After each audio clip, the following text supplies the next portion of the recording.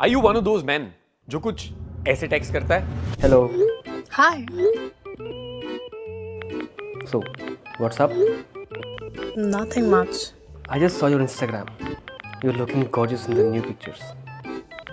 Oh, thanks. You look like an angel. Hello.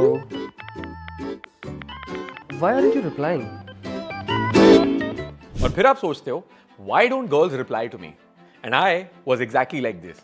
I would be showcasing neediness, no emotional control, lower value, and basically not bringing anything to the table.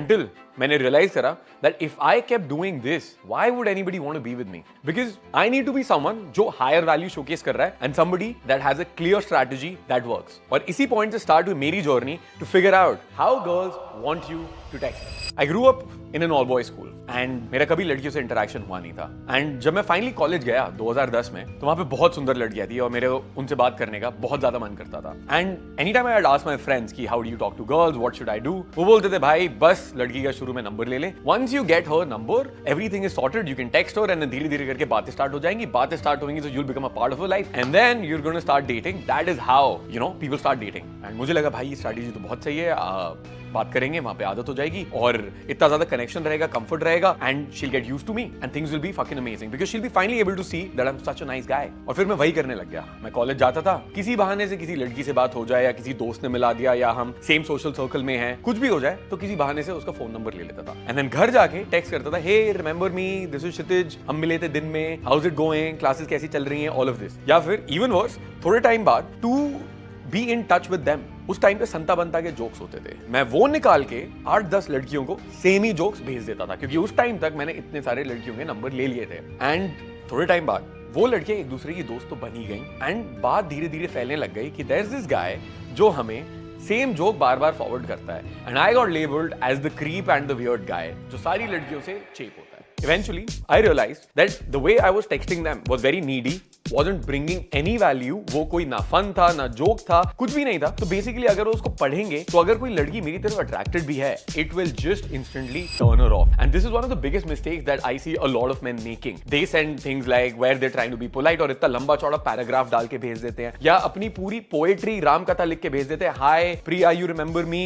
I met you today. You were the most beautiful person ever. When can we go on a date? और सीधे ही वहां पे date के लिए propose कर देते हैं. या फिर एक सिंपल सा hi hello what's up. Sending any of these text, इससे ना तो हम हाई वैल्यू लग रहे हैं, ना ही कोई इमोशनल स्पाइक हो रहा है, ना ही कोई अट्रैक्शन जनरेट हो रहा है. So once I realise this, I got back and I started thinking कि यार what is that thing that will create that attraction spike and at the same time grab her attention और उसको करके मैं भी हाई वैल्यू लगूं. And then I discovered this concept called the call back hook. मैंने एक दिन I was outside and I saw a girl walking to the gym and although उस मोमेंट में मेरे को बहुत डर लग रहा था because directly you know in the daytime gym approach करना थोड़ा सा मुश्किल था उस टाइम पे. So I directly went up to her and वो डर फेस करते हुए I went up to her, I spoke to her and हमारी conversation हुई and I asked for a number and she did give me her number. अब जब मैं घर आया वापस 6 के 7 के 8 9 10 बज गए and I was thinking of the one perfect thing to say because I didn't want to be that guy जो भेज रहा है कि hey what's up, क्योंकि वहां पे मैं कोई वैल्यू नहीं दे रहा हूँ उसको and I'm not even signaling any higher value about myself और उसको पढ़ के कुछ मजा नहीं आने वाला है. Neither did I want to be that guy जो लंबा चौड़ा पैराग्राफ भेजता है, hey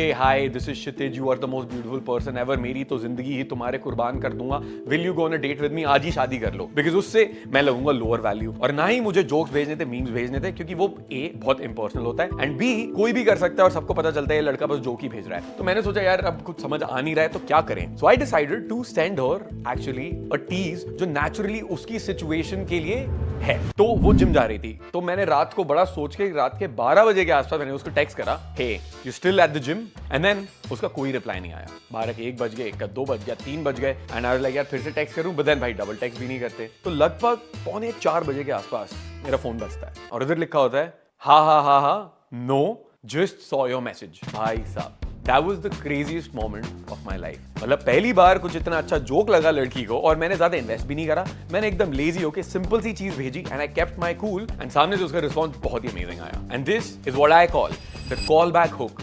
बेसिकली आपकी अगर किसी से कुछ बात हुई है, उस कॉन्वर्सेशन में से कुछ एक चीज लेके उनको आगे जाके टीज कर दो. For example, you talk to a girl and she tells you that यार she is a pizza lover, तो उसको सिंपल टेक्स्ट करो, hey pizza lover, and that way you can successfully grab her attention. And at the same time notice कि यहाँ पे मैं अपने आप को इंट्रोड्यूस नहीं कर रहा हूँ, hi this is Kshitij. I am just assuming कि she remembers me and she knows who is texting, और क्योंकि वो कॉन्टेक्स्ट है, हमारी ऐसे बात हुई है, सो वहां पे मैं हायर वैल्यू भी कन्वे कर रहा हूँ.